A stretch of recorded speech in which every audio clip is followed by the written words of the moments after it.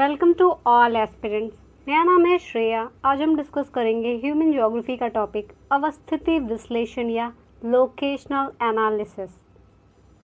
Channel से जुड़ी जानकारी के लिए आप वेबसाइट विजिट करिए। अगर आपकी कोई क्वेरी है या कोई सजेशंस है तो आप को हमें ईमेल भी कर सकते हैं और दिए गए नंबर पे व्हाट्सएप भी कर सकते हैं। ताकि लेटेस्ट अपडेट्स के लिए सभी सोशल मीडिया अकाउंट्स को फॉलो कर सकते हैं। लोकेशनल एनालिसिस या अवस्थिति विश्लेषण क्या होता है, सबसे पहले हम इसकी बात करेंगे।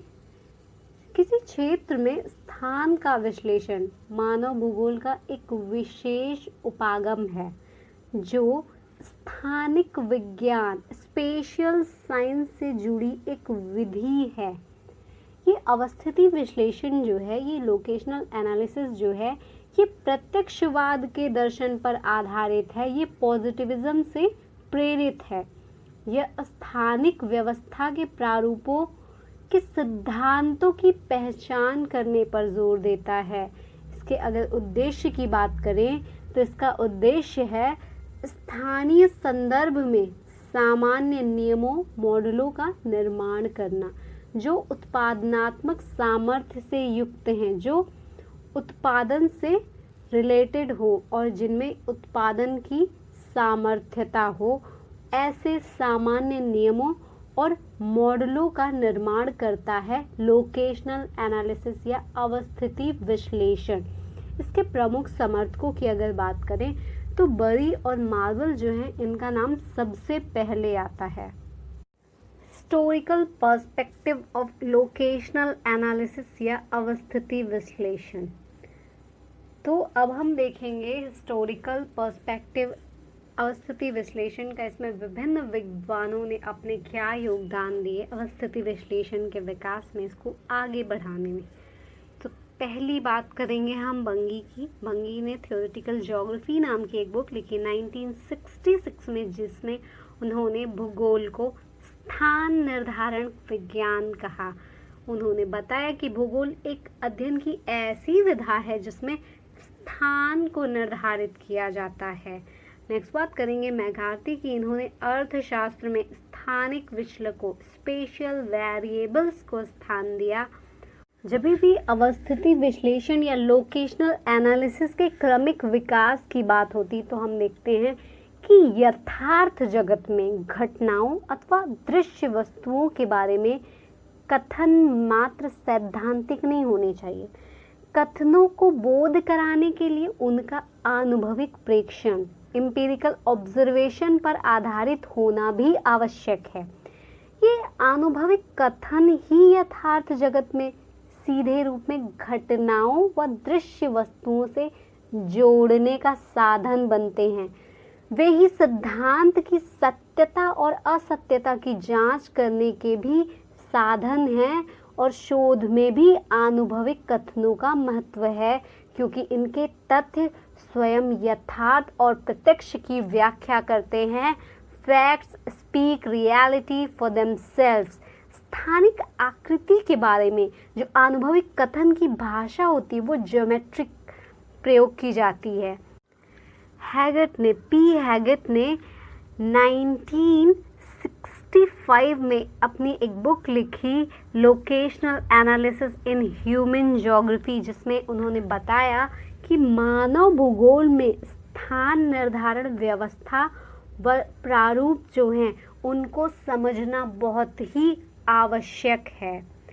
इसी क्रम में हम बात करेंगे स्मिथ की, जिन्होंने 1981 में कहा कि भूगोलविदों व प्रादेशिक वैज्ञानिकों, जो भी भूगोलविद हैं और प्रादेशिक वैज्ञानिक हैं, उनके बीच गहरा संबंध है और आर्थिक भूगोल के सिद्धांतों की व्याख्या से प्रादेशिक प्रतिरूपों स्पेशियल ऑर्गेनाइजेशंस की व्याख्या की जा सकती है, ऐसा स्मिथ ने 1981 में कहा। अगर अन्य विद्वानों के योगदान की बात करें तो लोकेशनल एनालिसिस के विकास में Morrill, Cole, Chorley, Cox, Harvey, Johnston, Pooler और शेख आदि विद्वानों का महत्वपूर्ण योगदान है। अब अगर हम बात करें अवस्थिति विश्लेषण या लोकेशनल एनालिसिस की विशेषताओं के बारे में, तो पहली विशेषता क्या है कि समस्तता में प्रारूपों व कड़ियों के जोड़ने की व्यवस्था। ये जो व्यवस्था इन्होंने की कि दृश्य समस्तता जो होल है उसमें प्रारूपों पैटर्न्स और कड़ियों को जोड़ने की व्यवस्था दी जाए, जिससे लोकेशनल एनालिसिस को बल मिले। इन्होंने कहा कि मानव और वातावरण जो है उनके मध्य संबंधों को भी मॉडल्स के द्वारा व्यक्त किया जाए। इन्होंने मात्रात्मक तकनीकों से कथनों को, जो भी जनरलाइज स्टेटमेंट्स थी, उनको संक्षिप्त करके, उनको शॉर्ट करके फॉर्मूले बनाने पर जोर दिया। इन्होंने स्थानिक विश्लेषण के लिए रेखीय मॉडल की बात की। बंगी और हैगेट द्वारा अपनाई गई ज्यामितीय परंपराओं से मॉरिल गहरे रूप से प्रभावित थे। इन्होंने अपनी पुस्तक the spatial organisation of society में कहा कि व्यक्ति न्यूनतम लागत द्वारा अधिकतम स्थानिक अंतर क्रियाओं की खोज में व्यस्त रहता है ताकि उसको अधिकतम लाभ अर्जन हो सके। इसीलिए वह स्थान के समीप उससे संबंधित क्रियाओं की पूर्ति करता है। इसीलिए मानव समाज आश्चर्यजनक रूप से विभिन्न स्थानों पर एक समान है, ऐसा कहा मॉरिल ने अपनी book the spatial organisation of society में। मानव भूगोल की स्थान निर्धारण क्रिया व्यवहार के अनुकूल ही होगी और भिन्न भिन्न व्यवहारवादी समाज जो है वो अपनी अपनी परंपराओं एवं संस्कृति के अनुरूप स्थान की निर्धारण, पिन पॉइंटेड लोकेशन जो हैं उनको लोकेट करेंगे। और मानव भूगोल में अवस्थितिक उपागम जो है, इनकी आलोचना की अगर बात की जाए तो उनकी आलोचना होगी व्यवहारवादियों और मानववादियों के द्वारा। ये इनकी आलोचना इनके दार्शनिक और प्रणालीगत आधारों को लेके करते हैं। कहते हैं कि अवस्थिति विश्लेषण जो है वो ना तो नीति परक है, ना प्रासंगिक है, ना नियामक है, ना आदर्शवाद जैसे प्रश्नों की ओर ध्यान आकर्षण नहीं कराता है। मानववादी और व्यवहारवादी लोकेशनल एनालिसिस की आलोचना करते हुए कहते हैं कि मानव जो है वो अपने वातावरण से जुड़ा हुआ है। किसी भी निर्णय में सांस्कृतिक मूल्यों का योगदान कम महत्वपूर्ण नहीं है और मात्रात्मक विधियों द्वारा निर्धारित स्थान किसी आर्थिक क्रिया के लिए समाज और जनता द्वारा भी स्वीकार्य होगा, यह निश्चित रूप से नहीं कहा जा सकता है। कि जो दूसरी आलोचना होती है कि अवस्थिति विश्लेषण निर्णय निर्माण प्रक्रिया की यथार्थता को व्यक्त नहीं करता, इसके बारे में कहा जाता है कि स्थान निर्धारण विश्लेषण जो है, जो लोकेशनल एनालिसिस है, वह वैज्ञानिक तो है लेकिन व्यवहारिक रूप से भी यह वास्तविक सिद्ध होगा। इसका निर्णय इस लोकेशनल एनालिसिस की प्रक्रिया में नहीं मिलता है, तो पूर्वानुमान में इसका महत्व भी बहुत ही कम हो जाता है, जिसके कारण अवस्थिति विश्लेषण की आलोचना की जाती है। नेक्स्ट बात अगर हम करें तो इसमें विकसित मॉडल जो हैं वो यथार्थ जगत की जटिलताओं को छुपाते हैं, उन्हें बताते नहीं हैं। इसके आधार पर भी लोकेशनल एनालिसिस की आलोचना की जाती है। अगर हम देखें कि भूमंडलीय स्तर पर आजकल समाजों में आर्थिक आत्मनिर्भरता पाई जाती है, अतः स्थानीय रूप से जो महत्वपूर्ण बनी वातावरणीय निर्भरता है उनका कोई भी तर्क नहीं है, उनका कोई भी तर्कपूर्ण महत्व शेष नहीं रह जाता है। इस आधार पर भी अवस्थिति विश्लेषण की आलोचना होती है।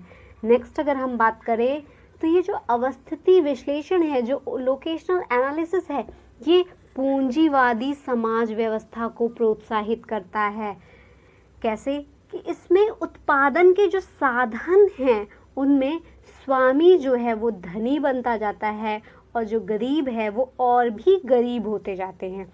यह पूंजीवाद और रंगभेद को बढ़ावा देने का प्रयास करता है और यह सर्वव्यापी नहीं है। इस आधार पर इसकी आलोचना होती है कि अवस्थिति विश्लेषण जो है इसने पूंजीवादियों को ये अवसर प्रदान किया है कि वे अपने लाभ के लिए, अधिकतम लाभ के लिए अनुचित तरीकों का भी उपयोग कर सकते हैं।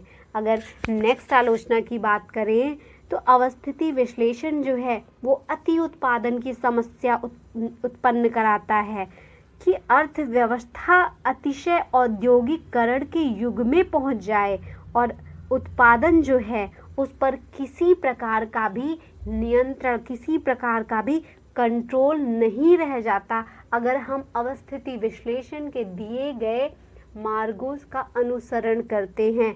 इसलिए भी इसकी आलोचना होती है।